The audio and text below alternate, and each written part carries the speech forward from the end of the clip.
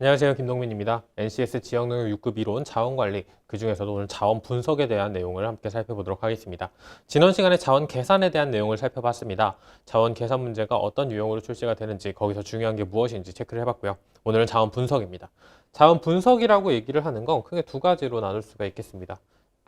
모듈형, 지식 기반 모듈형 문제가 포함이 될 수가 있을 거고요. 모듈형, 그리고 조건에 따른 자원 배치 또한 포함이 되겠습니다. 물론 여기 조건에 따른 자원 배치 같은 경우 간단한 계산이 좀 섞여 있는 경우도 존재합니다. 그렇기 때문에 사실 자원 분석, 자원 배치, 이 문제는 무조건 자원 분석에만 해당하는 문제야. 그건 모듈형밖에 없습니다. 모듈형. 일반적인 자원 조건에 따른 자원 배치 유형도 어느 정도는 계산을 포함하고 있는 경우들이 있기 때문이죠. 그렇기 때문에 이 문제 역시 여러분들이 지난 시간에 공부했던 것과 마찬가지로 객관식을 푸는 방법대로 열심히 문제를 풀이를 해주실 필요가 있고, 모듈형, 방금 처음에 살펴봤던 모듈형 문제를 풀이하기 위해서는 첫 번째 시간과 두 번째 시간에 공부했던 내용을 철저하게 그리고 정확하게 복습을 하고 암기를 해주실 필요가 있습니다. 자, 그럼 본격적으로 문제를 한번 살펴보도록 하겠습니다. 예제 1번, 가장 합리적인 방안을 도출하는 문제입니다. 조건을 파악하고 그 조건에 따라서 골라라 라는 건데, T지사의 기획팀 팀장으로 근무 중인 귀하는 T지사에 배정된 사업 진행 예산을 바탕으로 내년에 진행할 프로젝트를 기획하고 있다. 프로젝트 계획을 근거로 판단하였을 때 T지사가 내년에 얻을 수 있는 기대 성과 금액은입니다. 기대 성과 금액. 자, 프로젝트 계획을 살펴보면 사업 진행 예산이 100억 원입니다. 100억 원. 그리고 일단 체크하고 넘어가도록 하겠습니다. 100억 원. 그리고 기대 성과율을 고려하여 기대 성과율이 높은 순으로 프로젝트를 우선 진행하되 사업 진행 예산 내에서 기대 성과 금액이 최대가 되도록 프로젝트를 계획한다. 자, 이거를 지금 해석을 한번 해보면, 기대 성과율이 높은 것부터 일단 배치를 하는 거구나 가 아니에요. 왜냐, 여기서 일단 끊어지는데 진행하됩니다. 하되. 하지만 금액이 최대가 되도록 프로젝트를 계획한다라고 했거든요. 한마디로 기대 성과율이 좀 낮더라도 기대 성과 금액이 최대가 되도록 배치하는 게 정답인 겁니다. 그래서 우리는 굳이 기대 성과율을 계산할 필요가 없는 거예요. 이 문제에서는. 마치 기대 성과율을 계산을 해서 그 높은 순서대로 하나씩 배치를 해야 되는 것처럼 얘기를 해놨지만, 결론적으로는 기대 성과 금액이 최대가 되도록 배치를 해야 되는 것이거든요. 다음 표에서 봤을 때 예를 들어서 농업인 이자 지원 같은 경우 소요 예산과 기대 성과 금액 동일합니다. 그럼 기대 성과율 계산했을 때 딱 1이거든요. 1. 그런데 이게 포함이 되더라도 기대 성과 금액이 최대가 된다. 그럼 그게 정답이라는 겁니다.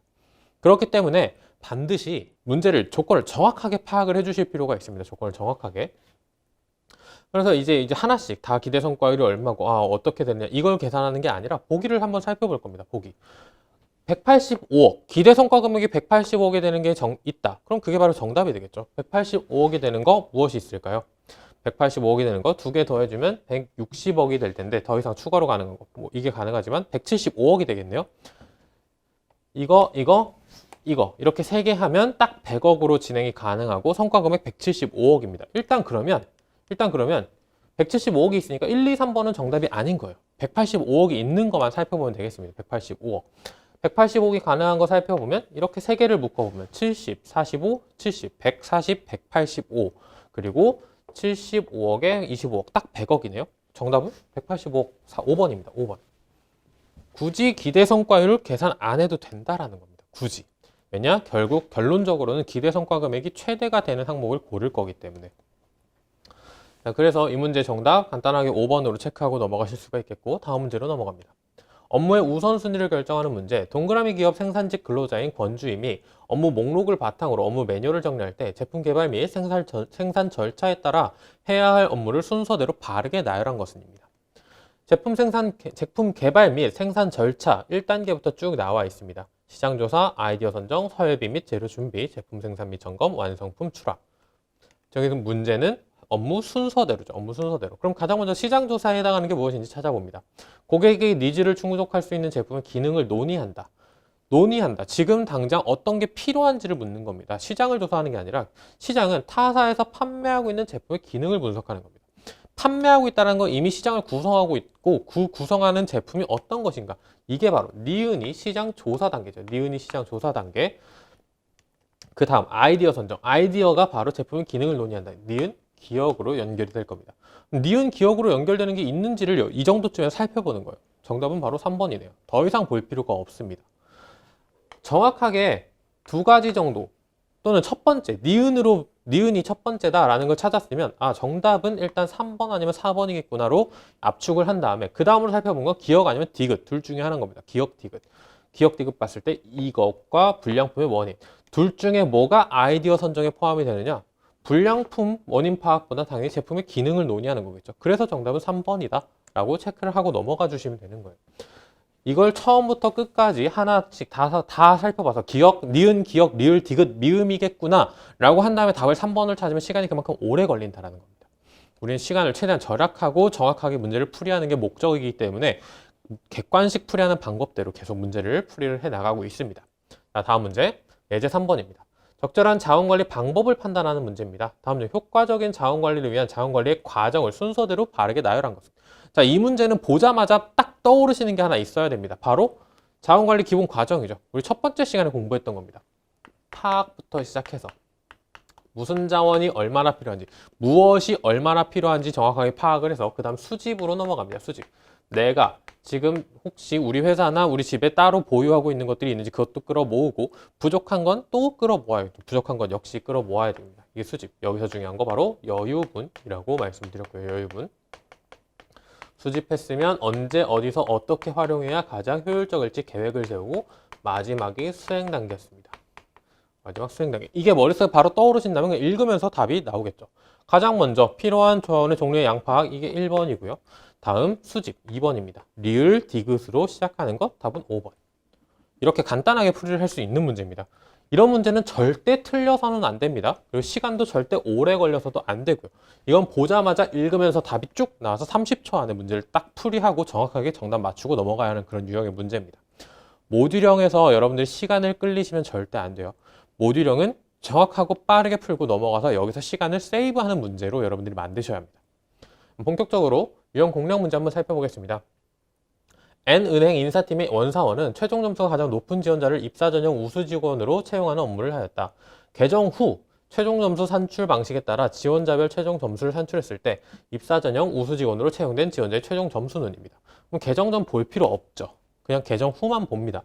최고점과 최저점을 제외한 직업기초능력 점수의 평균 더하기 최고점과 최저점을 제외한 면접 점수의 평균입니다.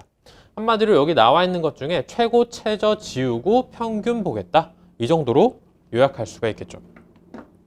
일단 최고, 최저를 지우고 시작합니다. 최고, 최저, 최고, 최저, 그리고 최저, 최고, 최고, 최저, 여기는 여기가 최고점일 거고요.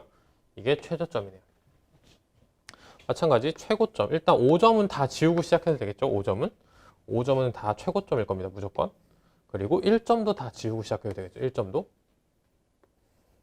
그리고 1점이 없으면 2점이 되겠습니다. 지금 표가 잘 구분이 안 되는데 여기서 한번 구분이 되고 있습니다. 이쪽은 면접, 이쪽은 직업 기초 능력 이렇게 구분이 되어 있다는 거 보고 넘어가시면 되겠습니다. 자, 여기서 이제 점수, 합격자의 점수를 묻고 있습니다. 누가 합격자냐고 묻는 게 아니라. 첫 번째, 일단 A 같은 경우 평균 점수 내기가 굉장히 편하죠. 18점, 18점, 18점, 4점, 4점, 4점입니다. 그럼 18점, 평균 점수 역시 18점일 거고 면접의 평균 점수 역시 4점일 겁니다. 그러면 22점이 되겠네요. 22점.